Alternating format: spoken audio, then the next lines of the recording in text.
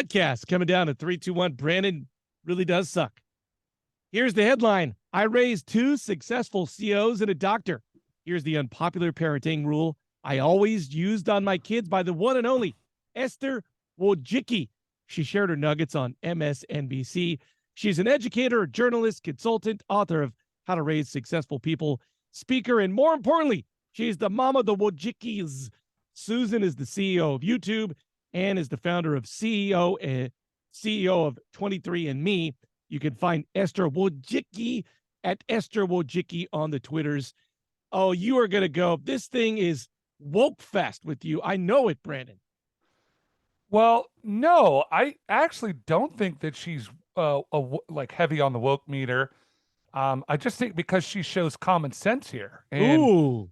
typically wokesters don't show a whole lot of What? common sense. Oh. So I really like this article. I've read it a couple times. Actually, I sent it to Corey. I thought there were some really good practical steps for raising kids. I thought it was interesting that she gave out her pedigree of what her kids did, right? One is the CEO of YouTube, one is a doctor, and Anne is the co-founder and CEO of 23andMe. I said I mean, that. those are all famous companies. I know, but I'm saying those are all famous companies. Well, my So question about that is, you could do your woke meter, is do you think that's just random or literally because she raised her kids with these things we're going to talk about? That's why they're so successful. well, it's probably a combination of both, don't you think? I mean, Yeah. ultimately, had they not been raised correctly and given the right skill set and tools, gone to the right schools, all those things, they're not in position to do the things that they do. They clearly have an entrepreneurial edge to them, or a professional edge at the very least. I don't mean to I mean, tear them down a little bit, but they did grow up in Palo Alto, which is right next yeah, door to Silicon Valley, right? Their mom was in the heart of that. She's an educator. I believe it's Anne. I don't know. One of these two was married to one of the founders of Google. So that's how Susan, in theory, kind of became the CEO of YouTube. She's intelligent enough, blah, blah, blah. But there are some circumstances out is there. she not married to one of the Google guys anymore? No. Oh, she was one of the divorced people. Yes. Mm. I did not know that, but Yes. I think that regardless, you could. I mean, yes, yes, and I think that's the issue I have with this whole idea around white privilege. On one hand, absolutely true. There's white privilege. People get, but it's not just white privilege. It's wealth privilege. I mean, people get legs up all the time. They go to the right schools. They get the right tutors. They get the right, parents that like invest in them. I mean, we know people that have and I just know that we have some mutual friends that just sent two of their kids off to, I think, was it Cornell or Dartmouth? And I'm like, well, yeah, because both their parents are hyper successful, hyper professional, wealthy people with good brains. And they, were on their kids to work hard, and they did. And their kids were smart because they won the genetic lottery. I don't know. I mean, I think that it's both and. Let's hear from the great Esther Wojcicki. Quote, we are doing too much for our kids. This is the origin of helicopter parenting, in which we constantly remove obstacles so that our kids don't have to deal with challenges. There were many unpopular parenting rules I followed as a young mother, but my number one was don't do anything for your kids that they can't do for themselves. One of my really good friends has two nephews, and they are the best, most politest, awesome boys I've ever met. They're now in their 30s, both went to Stanford. And I asked this dad, said, how did you raise such great kids? And it, like nothing, it just came out. I always gave my kids more responsibility than they deserved, which is exactly in line with what's going on here. Let them figure it out while you're watching them rather than send them off to college and let them blow their brains out because they're seeing an illegal substance for the first time. Well, I'm not sure we quite go to the illegal substance part, but I don't disagree with you. I think that is the struggle of all parents. I think, quite frankly, as a parent of an only child, I think it's even more challenging to raise great kids when you have an only child, because I don't have a kid to balance off of, right? When you go into the Olsen house and it's like Lord of the Flies over there, and they're hanging, Brendan up by your ankles, and it's just chaos. You can only do so much to keep the ship, running, to keep the train on the tracks. You just kind of got to let them do what they got to do sometimes. But with my kid, I can't ever tell her, no, I can't do, I don't have time to do that. For the most part, I do. So I have to take a different tact. And I think what you're doing is ultimately doing what's best for them, but you don't have to say that. right? I do have to say that. I have to say, this is what's best for you. Yes, I could put your dish in the sink. We've just started this week. And again, we have a 6-year-old, but I've actually taken a number of these things where like, I'm not packing her backpack for her. We're not loading her dishes into the dishwasher. She's now responsible for taking the silverware out. Part of that is just being good fundamental family values, raising your kid to work hard and appreciate work and work ethic. But I do think that there's something to be said about that. Give them more responsibility than they think they can handle, and be willing to take the blowback. Be willing to hear them piss and moan and complain because they've got to take the dishes out. Because as I hate to quote Louis, what's his name? The guy that got caught with his Louis C.K. Louis C.K. But he did have a great line on, I think it was one of the talk show hosts. He says, my job is to not be friends with my kid, but to raise them to be the best adults they can be. And I think that's the one missing step here, is that we are not supposed to be our kids' friends. Period. I wonder, in that same vein, if Louis C.K. was telling his kids, yes, you should masturbate in front of your friends and let them watch and then drop the jizz all over. I'm wondering if he said that. Well, you know what, Larry? This is a family show, and you took it down a notch. I was trying to be gentle in that. You brought up Louis C.K. Louis C.K.'s got. I know, but can't you? Are they mutually exclusive?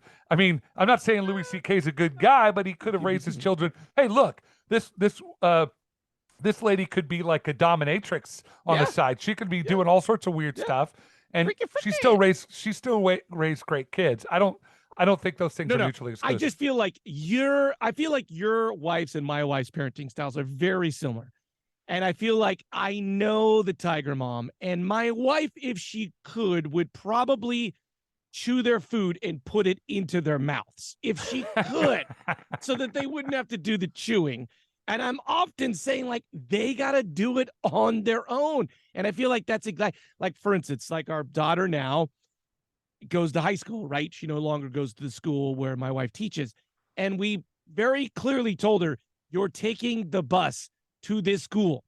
That is your option. Taking the bus in San Francisco can be dangerous. She came home.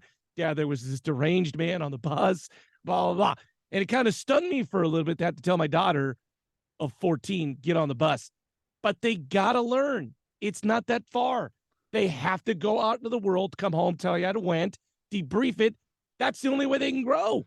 And, I hate to say this, and I know people listening are probably, especially those suburban people that are listening, deranged person, but, sometimes in life you got to deal with deranged people.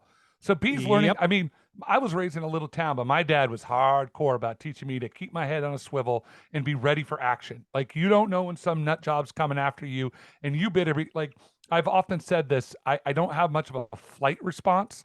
I have an immediate fight response. And I think it comes from my dad of saying, you got to be ready. You got to be ready for what comes at you. And we teach Maple, like, we talk to her a lot about, hey, just watch out. If somebody looks a little bit off and odd, pay attention to that. Not to scare her. We have acquaintances, I should say. They're not friends, but they literally live their life in absolute fear of everything that could go wrong in the world.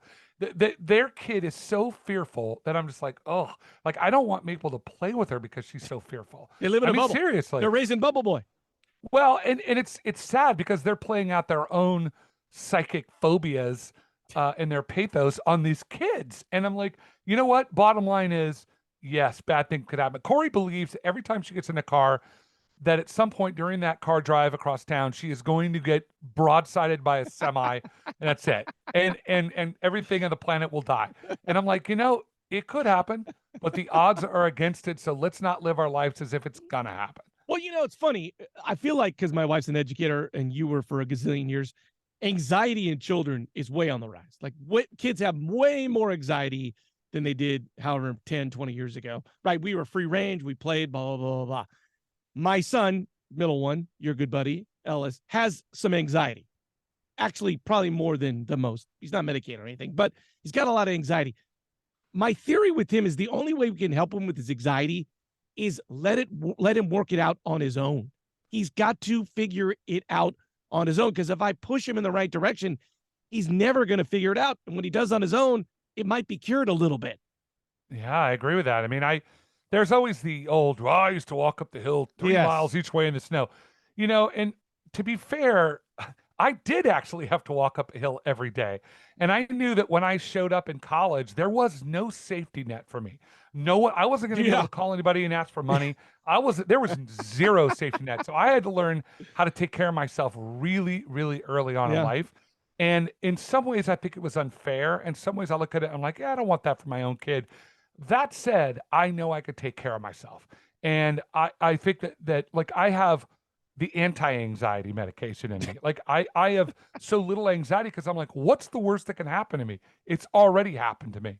So all I'm doing is living my life and keep my head on a swivel. And I want that for my kid. And I think about Ellis.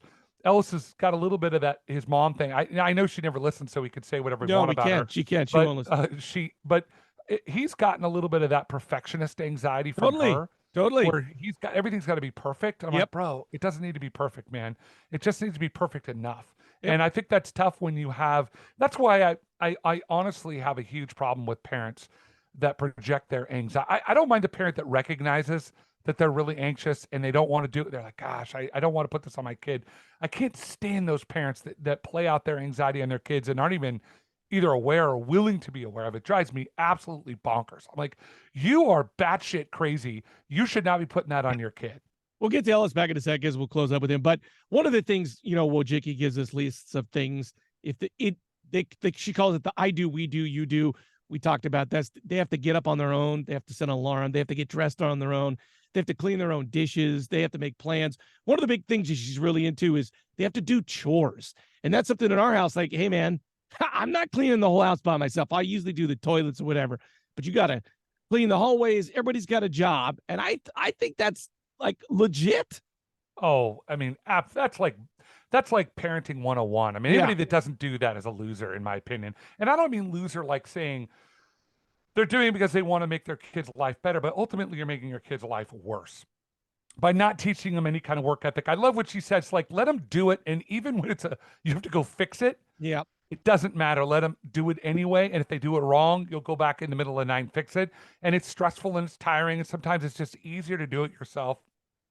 But you're not helping them if you don't give them chores. And age specific. When they're really little, they could do things like put their dish in the sink. When they get older, they could start doing things like you're in charge of clearing the table and doing the dishes every night. That's a chore. We all have to do stuff. We talk about that with Mabel all the time. We all had this roommate in college whose mom like literally wiped their ass and then like could never like they would just dump dishes in the sink. They were just pig pens. They left food. You're like, oh my God, their parents just enabled these MFers. Well, and the problem is those people grow up into adult MFers because they never learn. I have a fraternity brother who was that exact thing. I mean, he's a mental case now. He can't do anything. He's absolutely incapable of doing anything, and his life is in shambles because his parents did everything for him. So it's just pathetic. It's like, come on, bro, seriously. So back to Ellis, my middle son, a lot of anxiety. So he had to become a soccer referee. So he has to go to these games and deal with aggro coaches, aggro parents, and be in control and tell them what to do.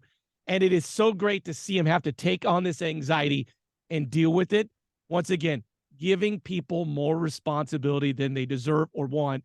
I feel like it's been great because he knows, like, hey, I can do this. This is a small step. It's going to be okay. Absolutely. I think that's a great. I mean, some of this stuff is just common sense, right? Yeah. I mean, I think it's just some common sense. But that's some not, of it, though. Right. Well, people didn't learn it. When we say it's common sense because we learned it, someone told us somewhere along the line. And it wasn't like my parents were getting Blue Star or, Blue Ribbon parenting awards. No. But at least there was some stuff that was going on to teach. And you hope that you do the best job. I always say, you're going to mess up. You just hope to mitigate the mess ups as much as possible. But Larry, thank you for introducing me to Wojcicki. She's changed our parenting life. And thank you once again for teaching me. Oh, I love when you wrap it up. It makes me happy.